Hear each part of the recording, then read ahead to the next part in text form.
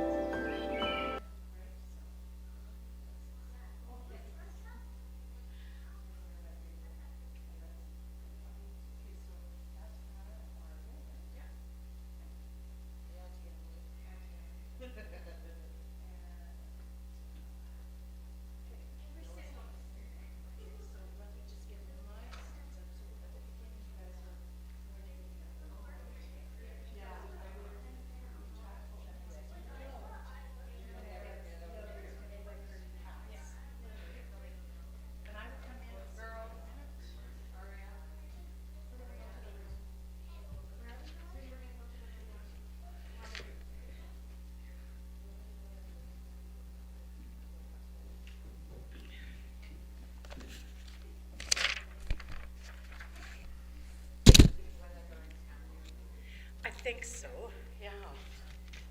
I mean, I'm sure you can go in there if you'd like.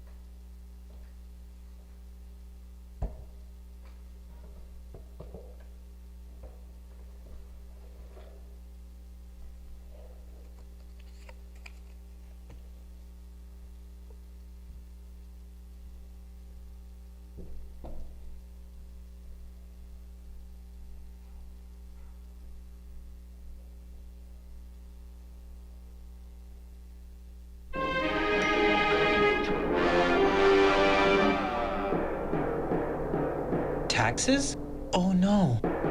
How much do we owe? What do we do? Don't stress. Talk to our experts at H&R Block and find yourself in safe hands. Block out the worry. Untax your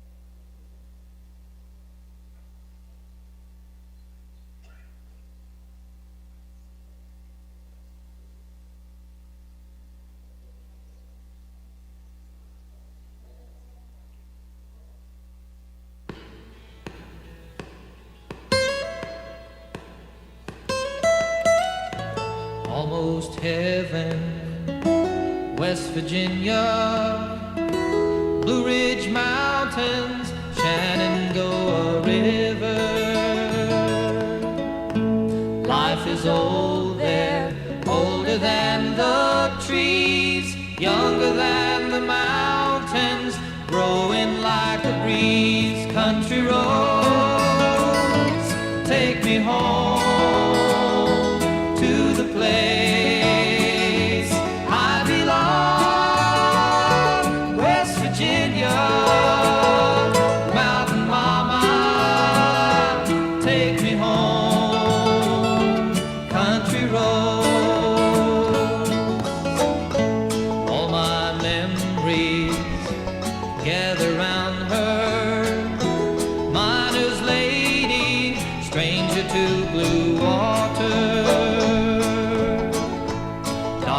Dusty, painted on the sky, misty taste of moonshine, teardrop in my eye. Country roads, take me home to the place I belong, West Virginia, Mountain Mama, take me home, country roads.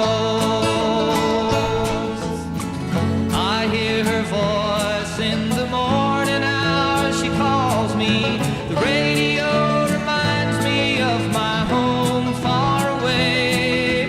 Driving down the road, I get a feeling that I should have been home yesterday. Yesterday, country roads, take me home to the place I belong, West Virginia, Mountain Mama, take me home, country roads, country roads, take me home to the place I belong, West Virginia, Mountain Mama, take me home, country roads, take me home, country roads, take me home, country roads. Good morning, ladies and gentlemen. We're about to begin, but before we do, just a couple of announcements. Following our time here, you are invited to join the family for a light lunch and refreshments downstairs in the hall immediately after. There are stairs, but there also is an elevator for those who may need assistance. So please take this time to silence your phones and quiet your hearts so that you can be fully present as we honor John. Thank you.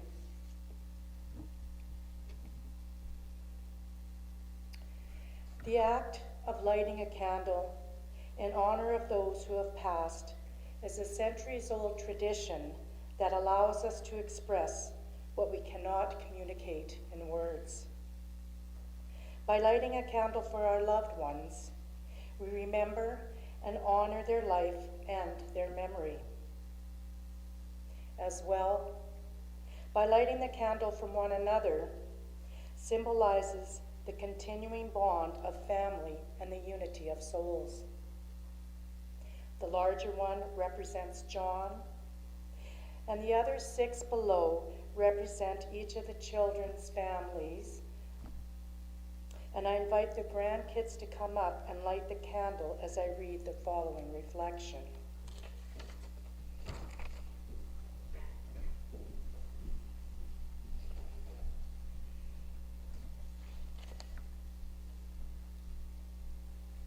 We light this candle to represent our grief. The pain of losing you is intense. It reminds us of the depth of our love for you. We light this candle to represent courage, to confront our sorrow, to comfort each other, to change our lives. We light this candle in your memory for the times we laughed, the times we've cried, the times we were angry with each other, the silly things you did, the caring and joy you gave us. We light this candle knowing that your light will always shine. We cherish the special place in our hearts that will always be reserved for you. We thank you for the gift your living brought to each of us. We love you and we remember you. Amen. Welcome and good morning. My name is Lori Lucky, and I am honored and humbled to be the funeral celebrant as we gather for this most sacred day here at Park Place Funeral Home to remember John Winston Legris and his amazing full life. There is no higher calling than to walk beside a family on the hardest days of their lives, to tell the story and remember that John's life made such an impression upon his world. On behalf of the family, let me express their gratitude for your presence here today. We join our hearts together to support John's family and come as compassionate partners in grief for his children, Shauna, Carrie Lynn, Kelly, Patrick, and their respective spouses, Bamba to Taylor, Tristan, Maya, Noah, Hannah, Lucas, and Aria, brother to Bun and Joe, as well as countless extended family and dear friends. John was predeceased by his partner Catherine and parents Emily and Francis. The past couple of months were not kind to John. He was diagnosed with cancer in the fall of 2020. On February 21st, 2023, his body surrendered to this relentless disease. He was to suffer no more, and on that day, John entered into eternal rest. Excuse me. We are here to celebrate the fact that John lived, that his story was an important part of your story. We celebrate that each one of you can find a way to smile as you remember certain times together. You may not have had all the time you wanted to spend, but you are better for having known John. This is a safe time and a safe place for both smiles and tears. This is a safe time and a safe place because you shared a life, and now you share a loss.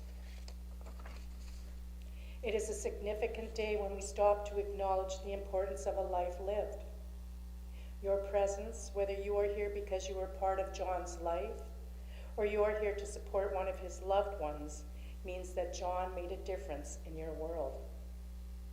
We are here to give thanks for the amazing gift of life that he led with exceptional existence, and a wonderful man who brought an assured competence to each day, and to acknowledge that John's contribution had an enormous impact.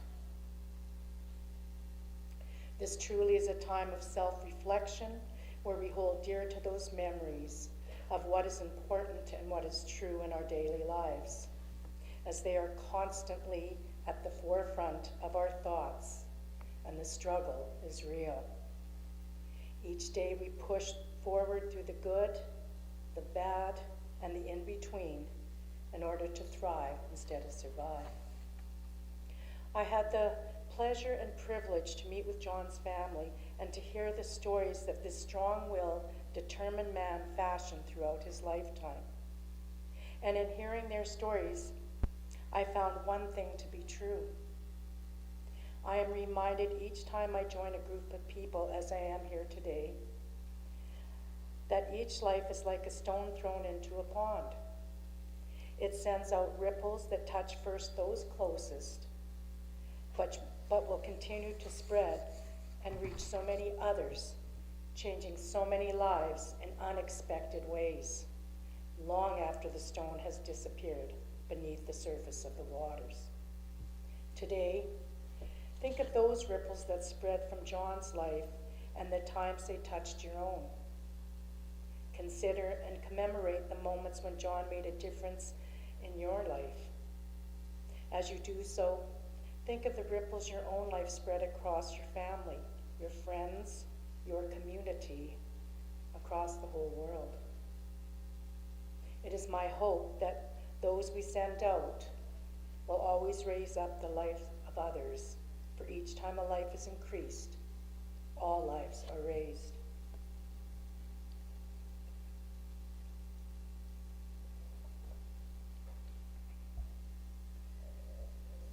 "55 years ago, at the age of 25, John made a remarkable choice to turn his life around and to live an alcohol-free life along with his partner, Catherine. Today, throughout their lifetime, they supported and mentored many people in the recovery process, giving them purpose, living a fulfilling and meaningful life. With that in mind, John became honest with himself and realized that he had to make a radical change in the way he lived and the way he viewed life. Melanie Beattie so eloquently writes, "The sooner we become honest with ourselves, the sooner we can be honest with others. The sooner we become honest with ourselves, the more quickly we'll grow and move to a new place."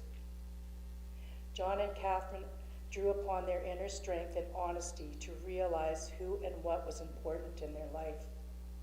This is a mark of incredible strength and resilience to confront your demons and righting the wrongs, not only forgiving yourself, but reaching out to those who are the most important in your life, admitting your mistakes and asking for forgiveness to the people they so loved and cherish.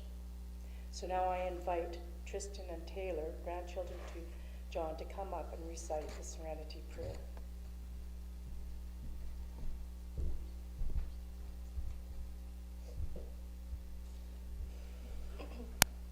God, grant me the security to accept the things I cannot change, the courage to change the things I can, and the wisdom to know the difference.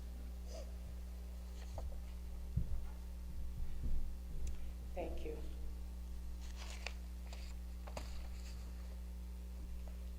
When we don't know what to do, when words fail us and there seems to be nothing that can be fixed, the one thing you can do is show up. Your silent presence means more to this family than you'll ever know.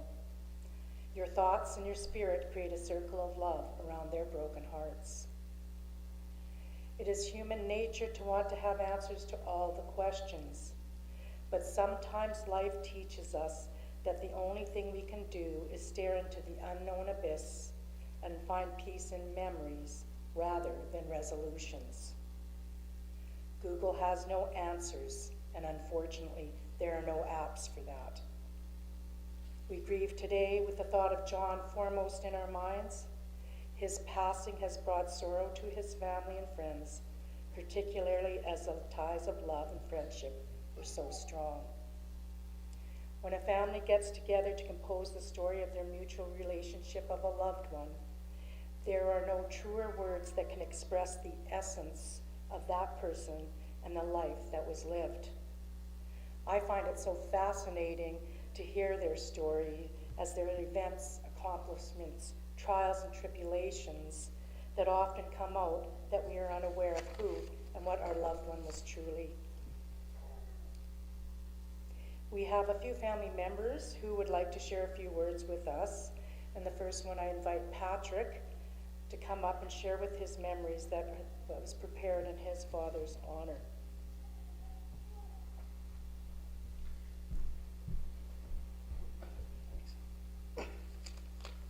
Good morning.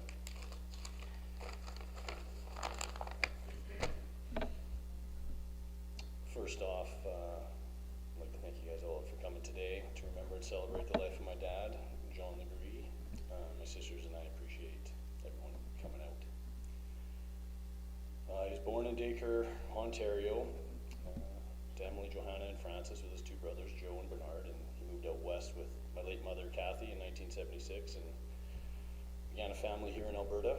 And by 78, they had settled in Gibbons, and it's where he spent the next 44 years of his life, helping to raise myself, my three sisters, Carrie, Kelly, and Shauna, and became a grandpa to Taylor, Tristan, Noah, Hannah, Lucas, and Aria.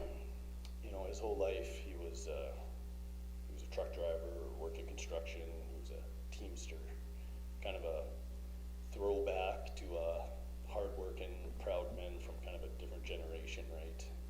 You know, as a kid, some of my greatest memories was getting to cruise across the country in a Peterbilt with a bunk bed.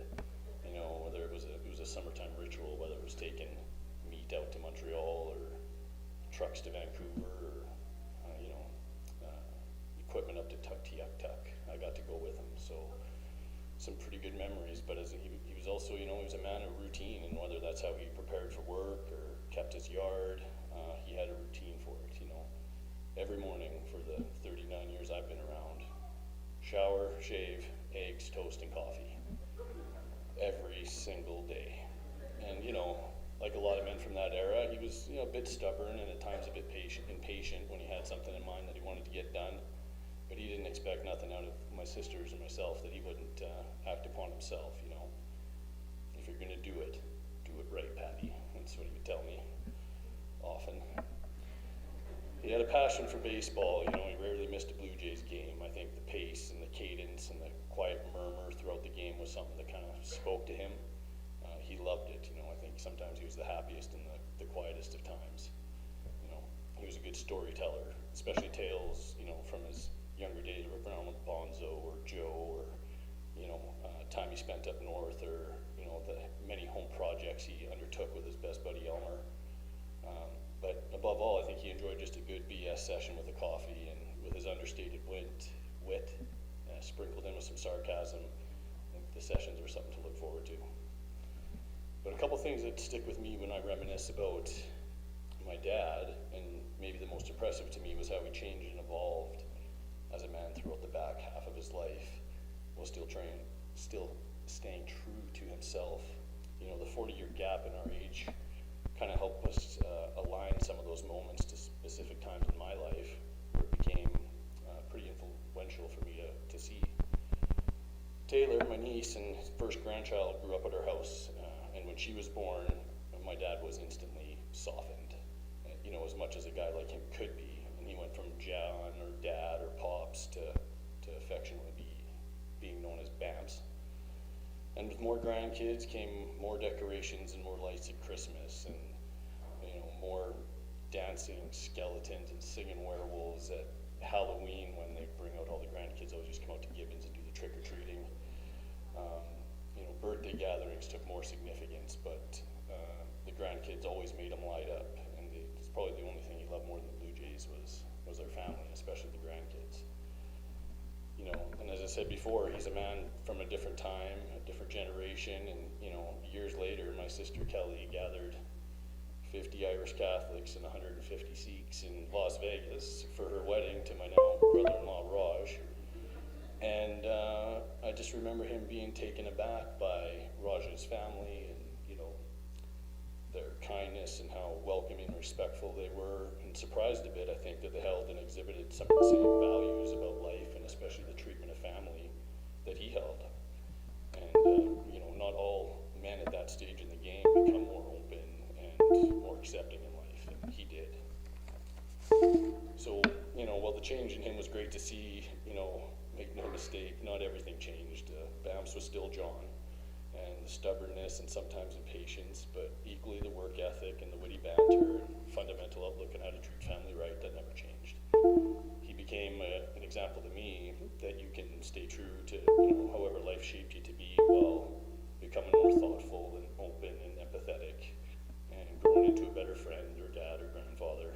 You know, it's something we can all strive for. So I was lucky enough to be at an age where I could appreciate and witness the continual growth of my dad, like, as a human. So the last 10 years or so,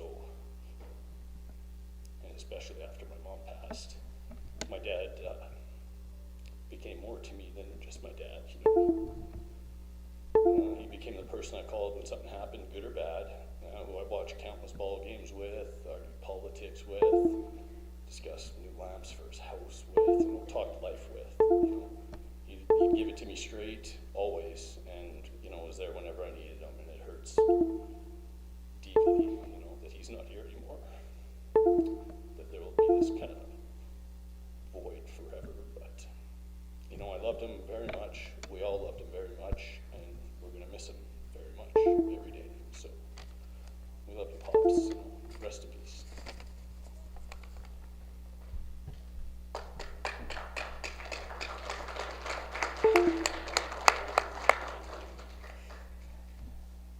Very nice, Patrick. Beautiful tribute. So, unfortunately, Uncle Joe, brother to John, who lives back east, couldn't be with us today because due to the weather back there, he couldn't get a flight out. However, he did send a letter to share with us, which I will read, and as a tribute to his brother, John. And it states, and it reads, "Dear John, my recent visit with you was an unforgettable gift to me from you and your family. My journal entry for Saturday, December 17th reads as follows. John sleeping at 4:30 a.m. when I turned the light on in his room, seemed in a deep sleep, so I did not wake him. Left him a note and said I loved him. Sleep well, John. Your and Catherine's legacy shines brightly in the lives of your family. You have merely trimmed your lamps. That legacy will continue in some way to develop in your silence, and it will come to the surface in moments of necessary expression, to be nourished again and again by what gifts you brought to your home. Whatever we were to each other, that we are still. I will think of you and call you by that old familiar name, and we will speak in the easy ways we always used.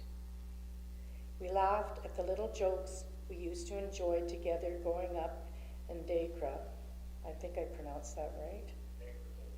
Dacre? Sorry. You and me and Bonzo. May all your names continue to be said without effort. Life still means all that it ever meant. It is the same as it ever was. We continue to connect. Why should you be out of our minds because you are out of our sight? Something we pray to seem to work pretty well. Something always keeps his promise, no matter how strange it comes about. We know all is well, and one brief moment it will be as before, only better. and we will all be one together. Farewell for now. Always your brother, Doogie. Hannah, one of John's precious grandchildren, would like to come and share with us memories of her beloved Bamps.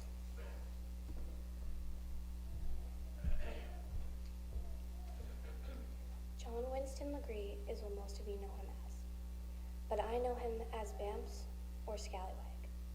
He is super important to me because he encouraged me to sing, dance, and paint. We weren't super close, but we were close enough to have the friendship we did. But I know when I see blue jays, that's him. Thank you.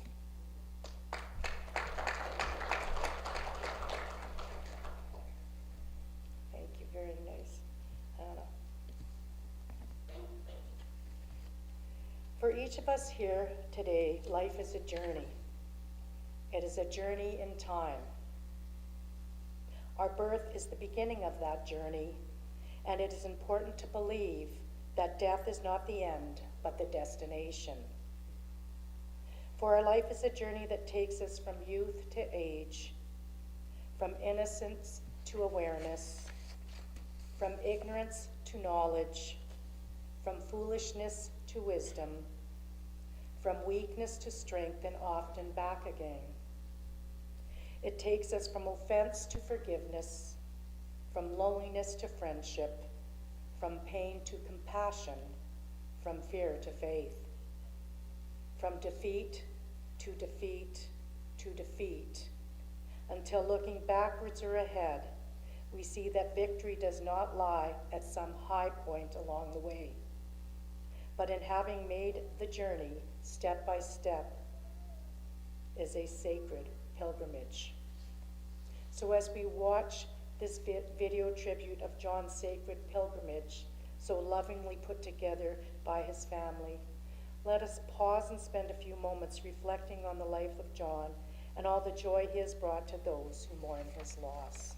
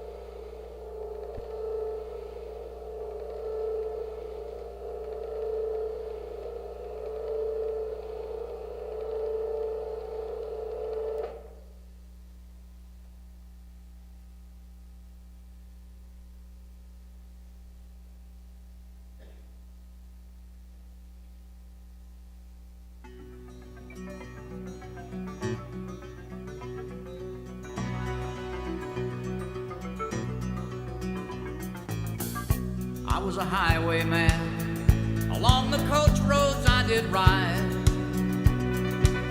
with sword and pistol by my side. Many a young maid lost her baubles to my trade. Many a soldier shed his lifeblood on my blade. The bastards hung me in the spring of 25, but I am still alive. I was a sailor, I was born upon the tide. With the sea I did abide. I sailed a schooner around the Horn of Mexico. I went aloft to furl the mainsail in a blow. And when the yards broke off, they said that I got killed. But I'm living still. I was a dam builder across a river deep and wide, where steel and water did collide. A place called Boulder on the wild Colorado. I slipped and fell into the wet concrete below. They buried me in that gray tomb that knows no sound. But I am still around. I'll always be around and around and around and around and around.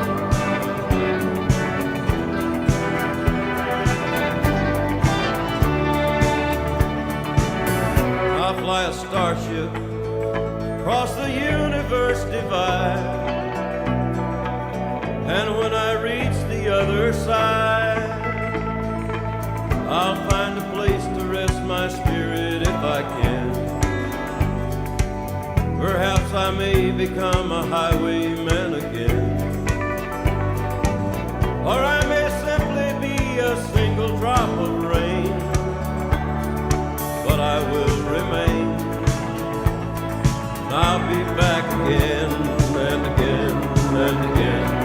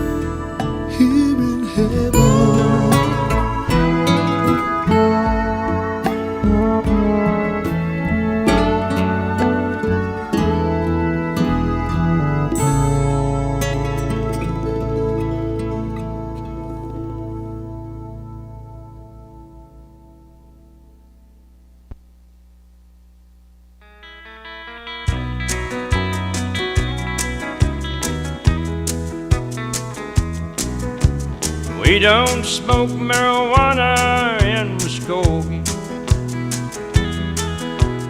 We don't take no trips on LSD. We don't burn no draft cards down on Main Street.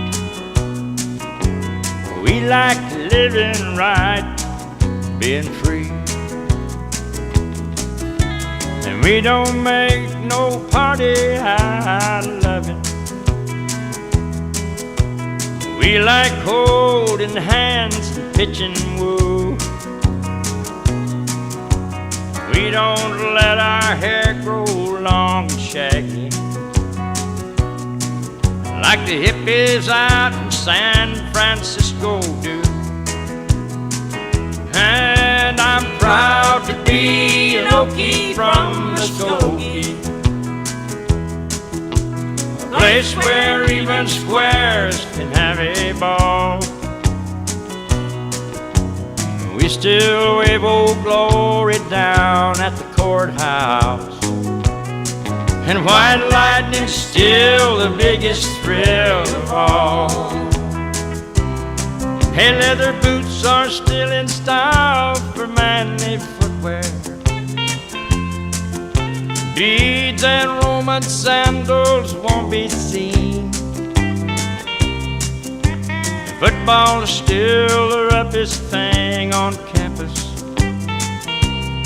and the kids there still respect the college dean. And I'm proud to be an Okie from Muskogee, a place where even squares can have a ball. We still wave Old Glory down at the courthouse, and white lightning's still the biggest thrill of all. And white lightning still.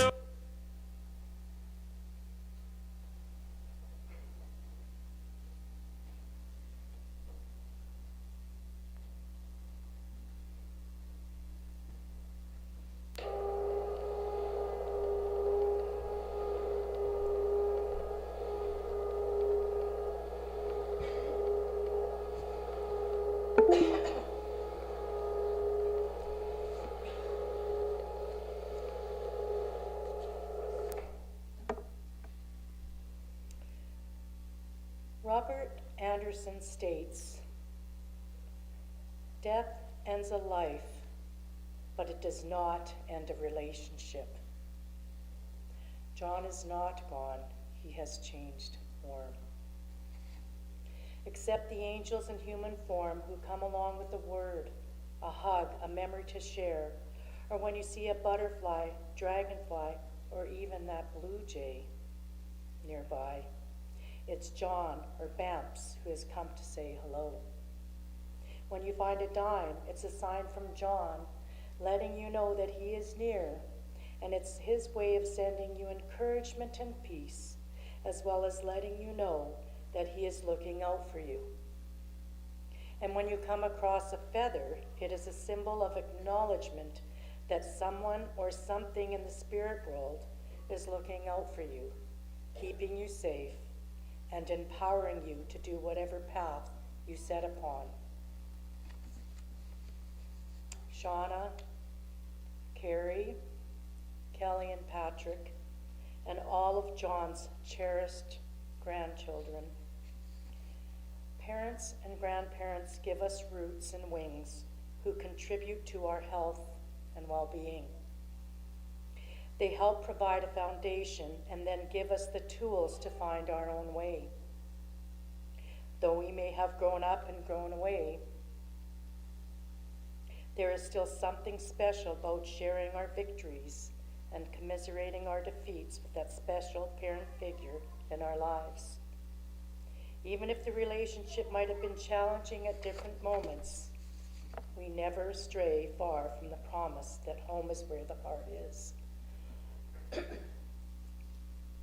When both parents die, it's like having your roots pulled out of the ground.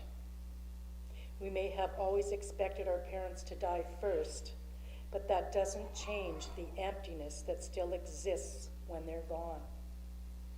You suddenly feel untethered in a world you weren't prepared to enter, like an orphan looking for a home. Honor the legacy left behind that now lives on in you by living your life in a way that continues to make them proud. That father-in-law, brother, uncle, cousin, and friend that made such an impact on your lives. The guy you could trust to be there always, to give you sound advice when needed, or not, to help you out in your time of need. A buddy that you admired, respected, because he was honest and true. John was genuine and authentic, and I know that you will always be grateful for that. Something to aspire to. And so, you can now promise that you will take the best of what you inherited in John's life. His principles, discipline, honor, duty, integrity, fortitude, as well as the warmth, the support, the strength, the choices, the mistakes, the struggles, and the successes. All of this has formed you into that special person you are. You are now the representatives and the ambassadors of John's legacy. He gave you wonderful gifts of kindness, strength, resilience, acceptance, love, and especially his honesty, good, bad, or indifferent. John was a hardworking man, and he was driven. Not only did John show up every day, he showed you how to live with challenges and struggles and how to survive.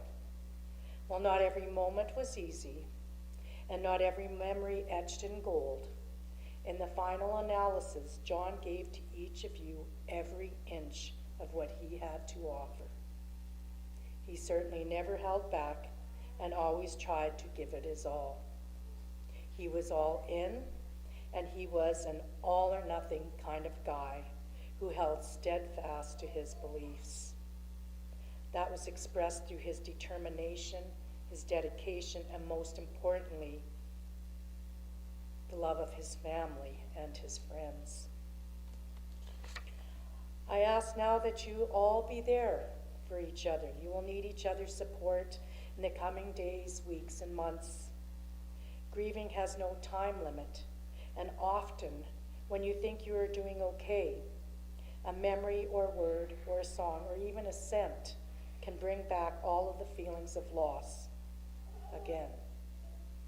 Listen to each other's stories or just sit quietly together.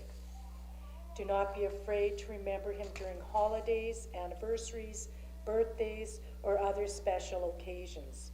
Those times when your feelings of loss will be especially keen and sharp.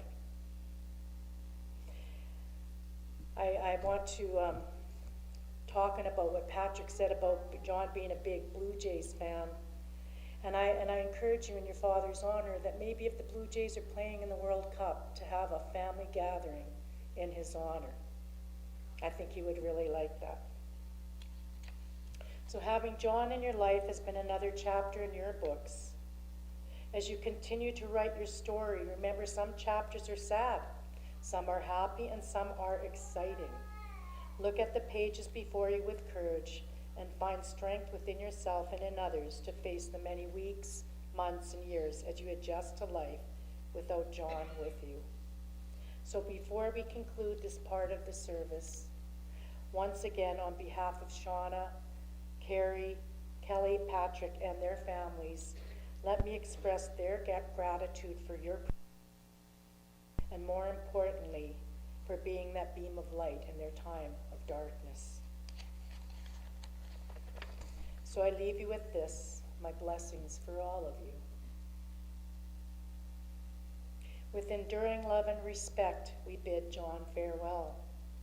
Let us promise him to have a devotion to things worthwhile and fill our lives with words and actions of real and meaningful worth.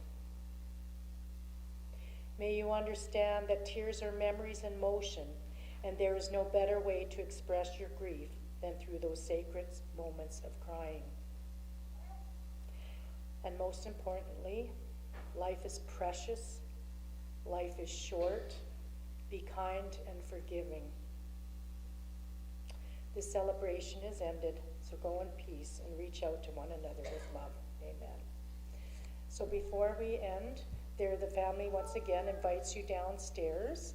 There is an elevator for those who need assistance. And on behalf of the family, thank you for being here.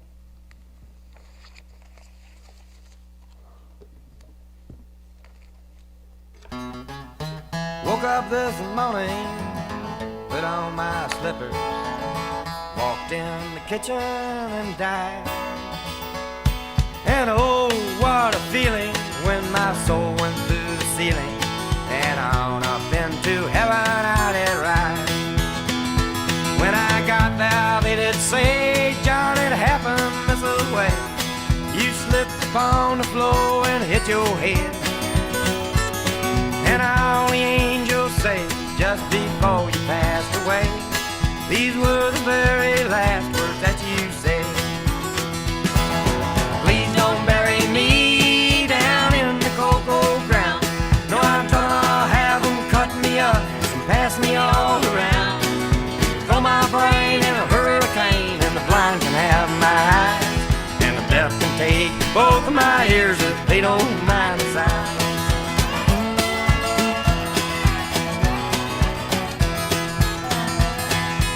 My stomach to Milwaukee if they run out of beer. Put my socks in a cedar box, just get 'em out of here. Venus de Milo can have my arms, look out, I've got your nose. Sell my heart to the junk man and give my love to Rose. But please don't bury me down in that cocoa ground. No, I'm gonna have them cut me up and pass me all around.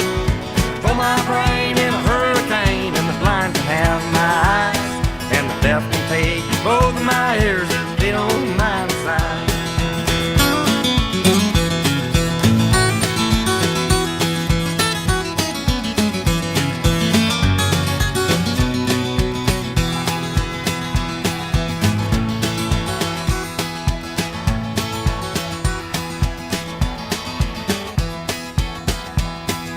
Give my feet to the footloose, careless, fancy free.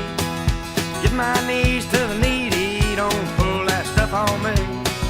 Hand me down my walking cane, it's a sin to tell a lie. Send my mouth way down south and kiss my ass goodbye.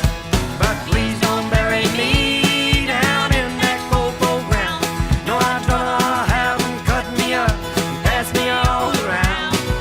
Throw my brain in a hurricane and the blind can have my eyes, and the deaf can take both of my ears if they don't mind the size.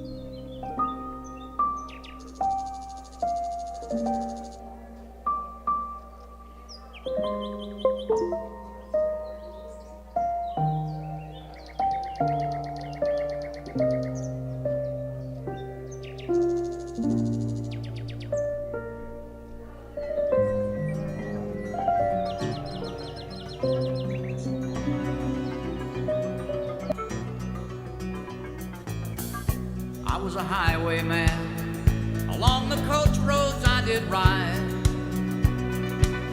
with sword and pistol by my side. Many a young maid lost her baubles to my trade. Many a soldier shed his lifeblood on my blade. The bastards hung me in the spring of 25, but I am still alive. I was a sailor, I was born upon the tide. With the sea I did abide. I sailed a schooner around the Horn of Mexico. I went aloft to furl the mainsail in a blow. And when the yards broke off, they said that I got killed. But I'm living still. I was a dam builder across a river deep and wide, where steel and water did collide. A place called Boulder on the wild Colorado. I slipped and fell into the wet concrete below. They buried me in that great tomb that knows no sound. But I am still around. I'll always be around and around and around and around and around.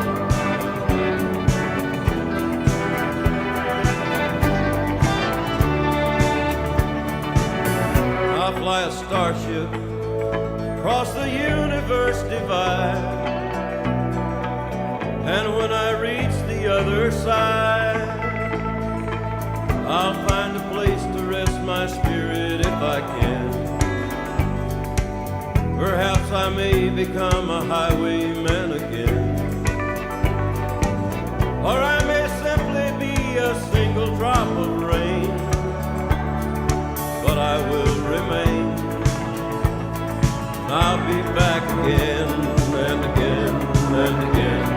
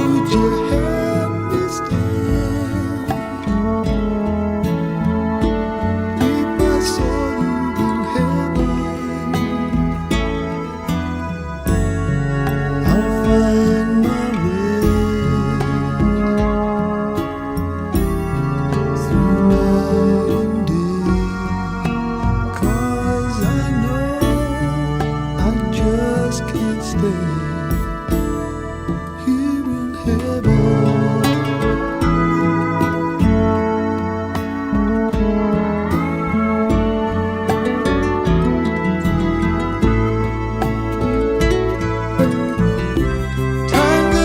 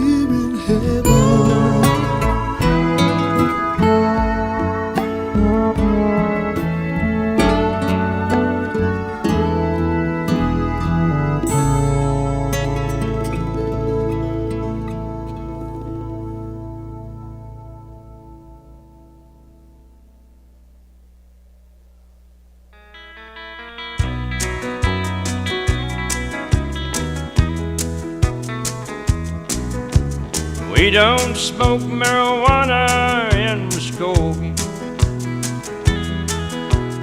We don't take no trips on LSD. We don't burn no draft cards down on Main Street. We like living right, being free. And we don't make no party out of it. We like holding hands and pitching woo. We don't let our hair grow long and shaggy like the hippies out in San Francisco do. And I'm proud to be an Okie from Muskogee, a place where even squares can have a ball.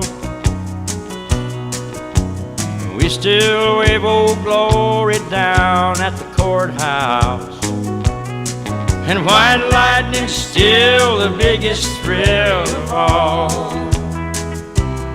Hey, leather boots are still in style for manly footwear. Beads and Roman sandals won't be seen. Football is still the roughest thing on campus, and the kids there still respect the college dean. And I'm proud to be an Okie from Muskogee, a place where even squares can have a ball. We still wave Old Glory down at the courthouse, and white lightning's still the biggest thrill of all. And white lightning still.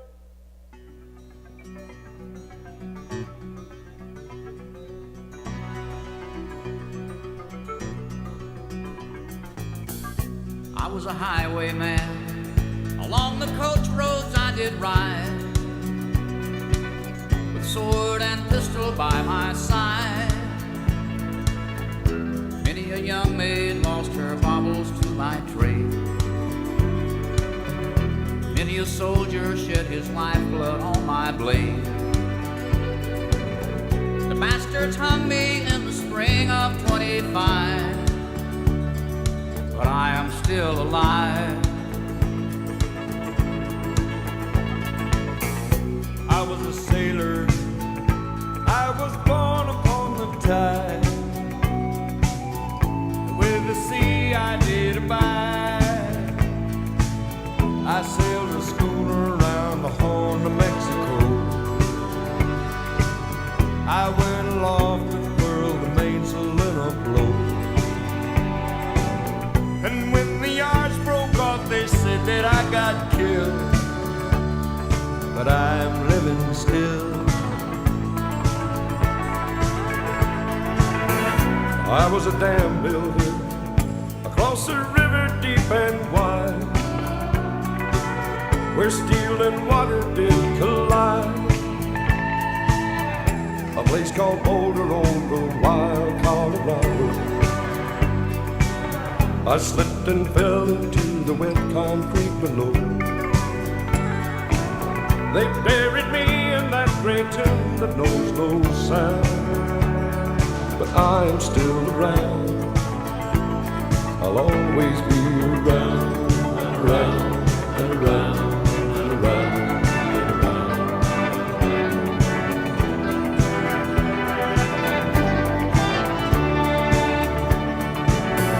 I fly a starship across the universe divide, and when I reach the other side, I'll find a place to rest my spirit if I can. Perhaps I may become a highwayman again, or I may simply be a single drop of rain, but I will remain. I'll be back again and again.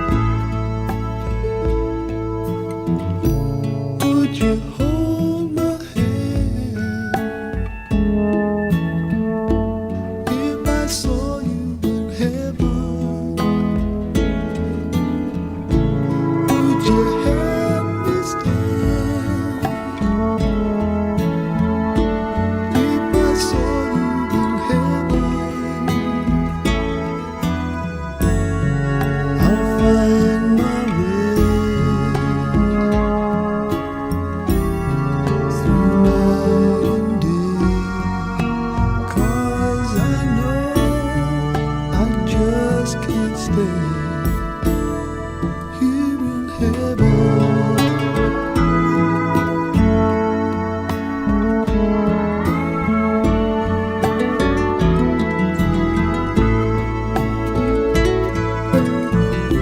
Time can bring you down, time can bend your knees.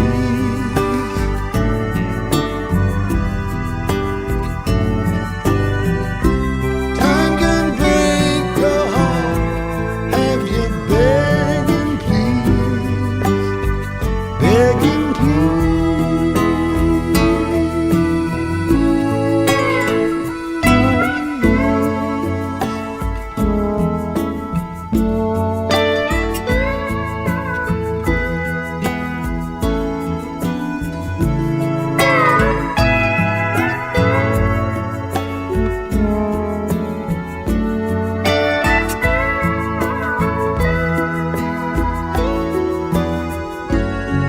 beyond the door.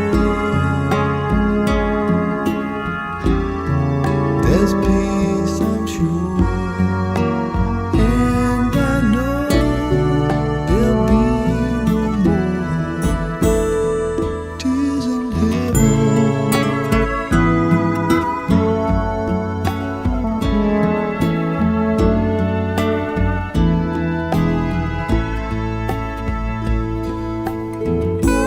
Would you know my name if I saw you in heaven?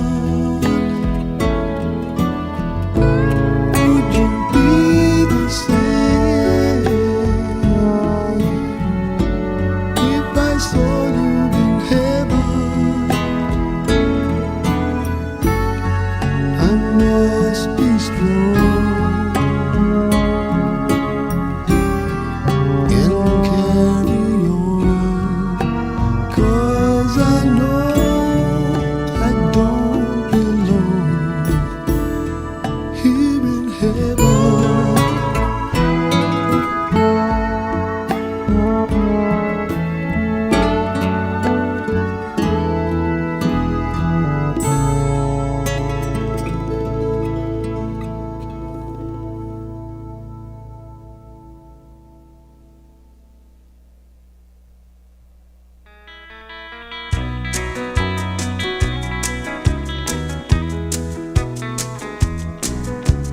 We don't smoke marijuana in Muskogee. We don't take no trips on LSD.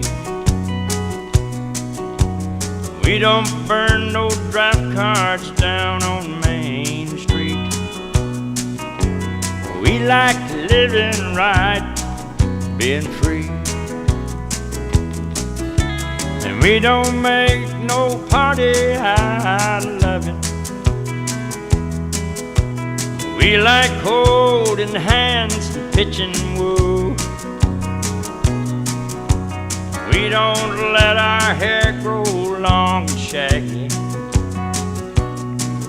like the hippies out in San Francisco do. And I'm proud to be an Okie from Muskogee,